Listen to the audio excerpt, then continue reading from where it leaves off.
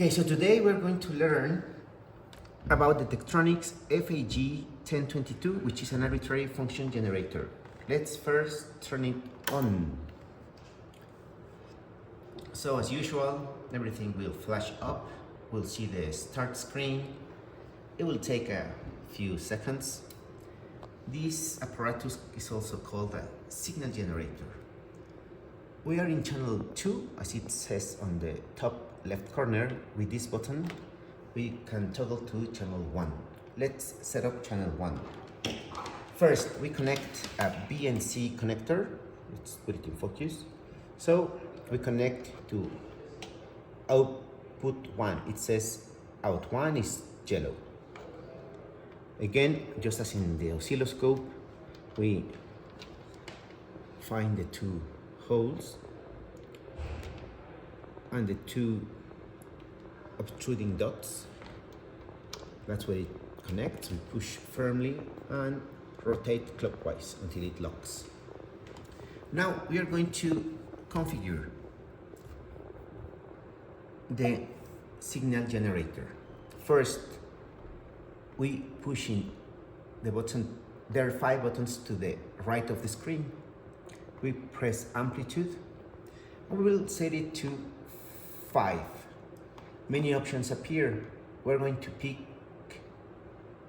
VPP, as in volts, peak to peak.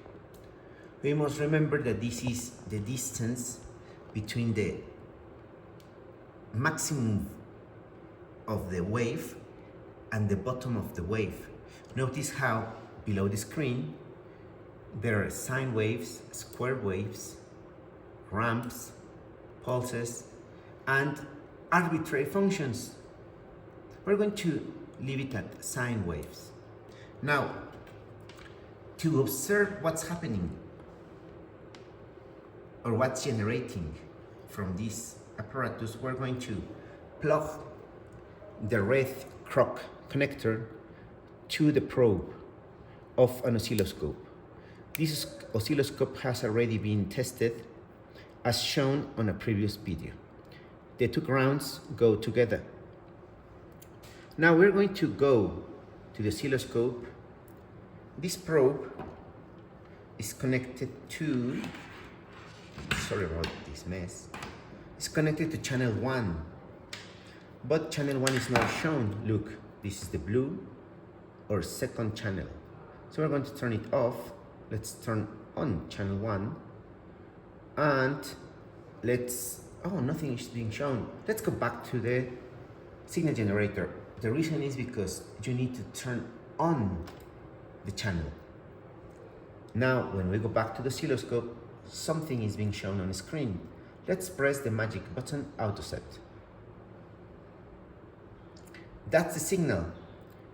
This oscilloscope is already set up to show the frequency and the peak-to-peak voltage. So that's 5 volts at 10 kilohertz. Sorry about my hand. And then when we go back to the signal generator, we can see that the amplitude is actually 5 volts peak-to-peak, and the frequency is 10K. Let's change the frequency with the first button to the right of the screen. Oh, when you press frequency or that button, it toggles between period and frequency. Let's change the frequency to 1 kilohertz. In the screen of the signal generator, you can see that the frequency is 1K, and in the oscilloscope, if you get nearer, there is a measurement that appears to be wrong, 10 kilohertz.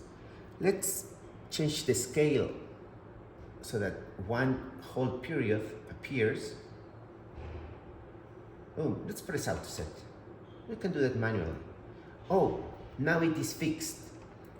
This teaches us a lesson about the oscilloscope.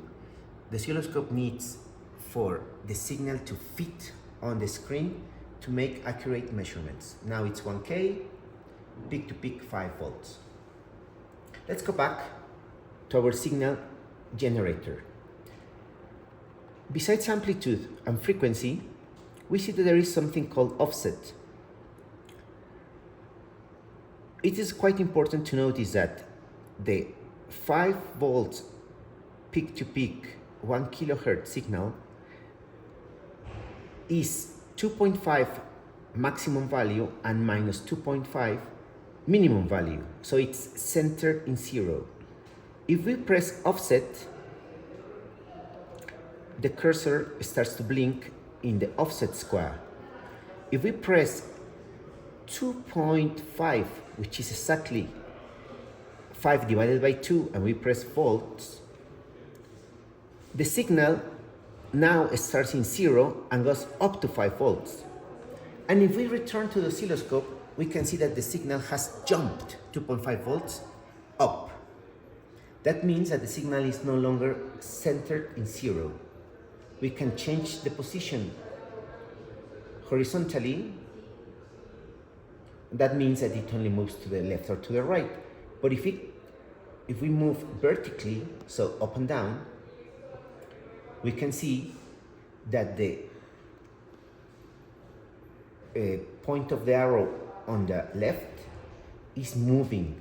That point of the arrow is showing where is the horizontal axis, in this case, time.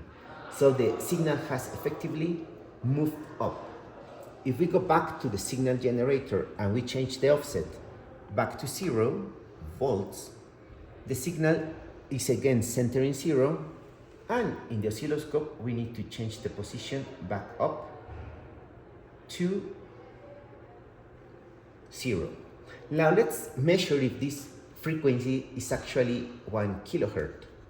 For that we will press measure. No, measure is not the one we need to press, sorry, it's cursor. 2 vertical lines appear. Sometimes those vertical lines won't be there.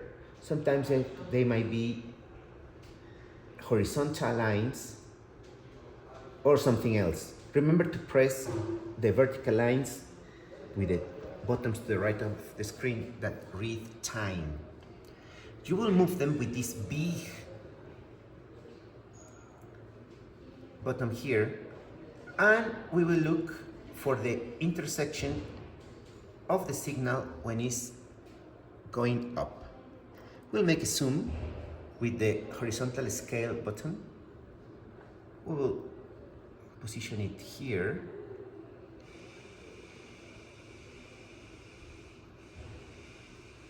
There.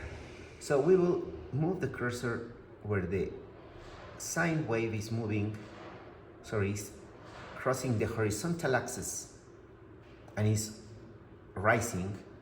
We will press the dial and the other cursor will be selected. Now we will locate the other intersection. If the jumps or the movement of the cursor is too coarse, that is, the jumps are too large, you can always go to function, press this button, and the sensitivity of the movement will change from coarse to fine. We press again cursor, and this movement will be now quite small. Now it's there. Let's change to the other cursor, and this is as good as it gets. And we can look at the time. That's 996 microseconds. That's the period. If you remember, the frequency and the period are the reciprocal of each other. If we take that number and we take the reciprocal, it will give us a frequency of 1.004 kilohertz, which is what the oscilloscope is showing, 1 kilohertz, and what the signal generator is producing. So this is how we measure, for instance, time between 2 points in the horizontal axis. Remember this, as we will use it often. So going back to our signal generator, you can change the frequency or the period. We can change the amplitude. You can change the offset, amplitude, offset, frequency. When you change the amplitude, you can also change the maximum value. You can see here the high level, which will be the maximum, and the low level. That will be maximum and minimum. You can even change the phase. Remember that the phase is the difference between the zero angle and how much lagging or leading the other signal has. However, the signal generator only accepts positive values. So you'll have to do the adding of 360 degrees or 2 pi radians to actually put a negative phase in here. That will be all for this video. Thank you.